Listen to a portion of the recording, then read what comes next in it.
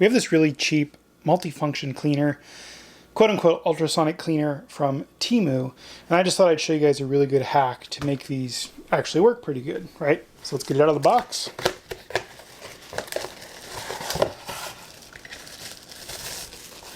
Set the box over there. So you just have this cleaner. You got a little power button. It's got some suction cups to stick, and it just takes a AAA battery, or 2 AAA batteries. So let's get that open. It's got some rechargeables here. If I can get the case open. There we go. Now, these things are like $5, $10, something like that. And you're like, that can't possibly be good, right? Well, we got a little hack here. Put the battery cover back on.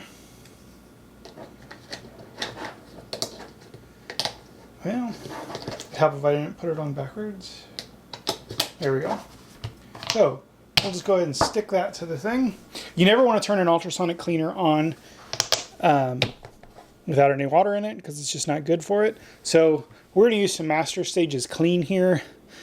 We're just going to put the tiniest amount in here since this is such a tiny thing. And then we're just going to put some warm water. So I'm going to go ahead and heat the water up because it just helps the process. And then we'll be right back.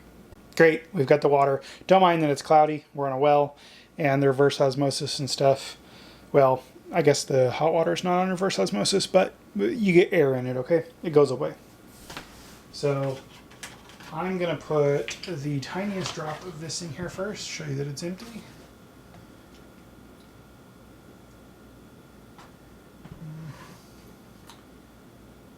Yeah, let's give it a hair more. And I just got some on my skin. That's not the greatest thing. Let me rinse my hand off real quick. Really, you should be wearing gloves when you use this stuff. That was dumb on my part, but that's okay. I'll wash my hands good. So, I don't know if you can see that very well. There's some in there. We'll go ahead and stick that back down. I got more on my hands. Good job.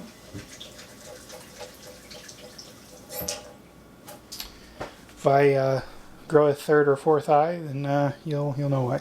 So we're just going to introduce our warm water here.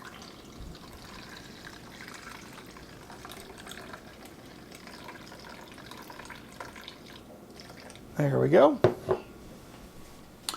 So I've got these grips here that are kind of funky, and then these ones, and we'll just show you how to do this here. So we're going to go ahead and turn it on now that it's got stuff in it.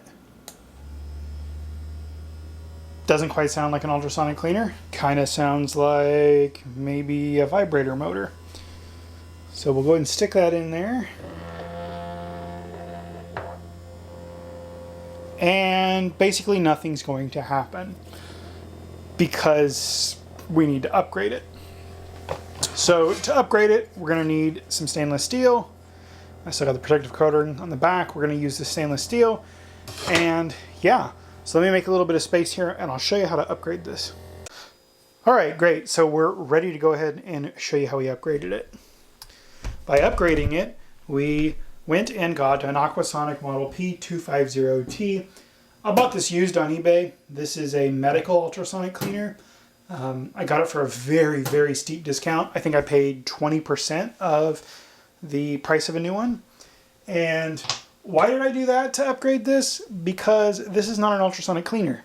This is literally the cheapest wire on the planet, a switch, and a vibrator motor that you would find in a toy or a really low-end massage apparatus. I will link in the comments and in the description a great video tearing one of these down. My buddy Mark Fixes Stuff took one apart, and it kind of gave me the idea for this video. Do not waste your money on this crap. This is crap. If you're not paying good money for an ultrasonic cleaner, then it's crap. It's crap, it's crap, it's crap. So we've got this one ready here. Let me show you inside. So I've got the solution in there. I've got some water in there. I've degassed it a little, not a lot. Degassing definitely helps speed the process up, but what we're cleaning here is not really going to matter much. So again, I've got this. We're going to put that in there. A little steady from the last one still. We got this one. We're gonna throw that in there. We're gonna put the lid back on. We're gonna get that going good. And I apologize right now for this sound. A true ultrasonic cleaner doesn't make a vibrating noise. It makes demon screeching. I don't know how well the camera's picking that up because the mic is facing me. But we're going to set that on there for about 10 minutes. You don't really see much. And then I'll come back and I'll show you what we've got. It's been 10 minutes. It just shut off. Let me take the lid off here. Let me condensation drain out real quick. I have to say I love this thing. Like, everything I've put into this, I've just been completely amazed by. Because again, it's a real ultrasonic cleaner. This is a proper, like, scientific company. They sell this thing to laboratories. They sell this thing to, you know, hospitals for cleaning stuff. Like, it's legit. I paid about $240 shipped, and I think 40 of that was the shipping. I think this one retails for like $1,200, $1,100, something like that. And you know, I would have liked one that was bigger, but then you're talking about like an exponential increase. And I did have to watch for a few months before I bought this one to find one that was within my price range that had a decent size that I could put stuff in here. You know, the basket's about like that, so I can't do big PCBs in here, but if I had something like really damaged Game Boy PCBs or something smaller or like daughter boards or something, you know, they'd fit in here pretty good. And as you can tell through the screen, these things are completely clean. And all of that is gone. And what I did on there was I painted a bunch of just acrylic paint on there on the one. And then I dried it. And then I went back with a lighter and I got a bunch of soot on it. And I heated it up and kind of burnt some of the paint.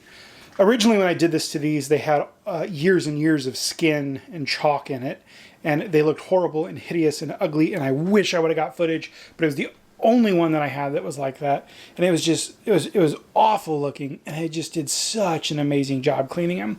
But that's that. And then on the second one, I just used the lighter. I put a ton of soot on there, because that stuff's hard to just wipe away, even just to rinse away. You know, it lingers and it comes in contact with everything you touch, but it still persists. But as you can see, it got everything out of the stippling. Let me drain this thing. Go ahead and get the drain plug in the open position. While that's draining, again, if you want to see a teardown of that cheap TEMU one, definitely go check out the Mark Fixes Stuff video, linked in the description in the comments. His channel is amazing. I love it. He does a lot of vintage tech stuff. Yeah, there you go. You can see those. That's just wonderful. Like, every trace of it is gone. Just completely gone. Again, this is the VWR Victor Whiskey Romeo Aquasonic model P250T. I love it. If you find a used one, and you know, it's not sold as is, because these do get sold as parts, because if you don't fill them up all the way and turn it on, you can actually make the transducer like commit suicide, basically. So if you find one that's used, or you find another brand, like, it's so worth it to get a used medical or industrial scientific one.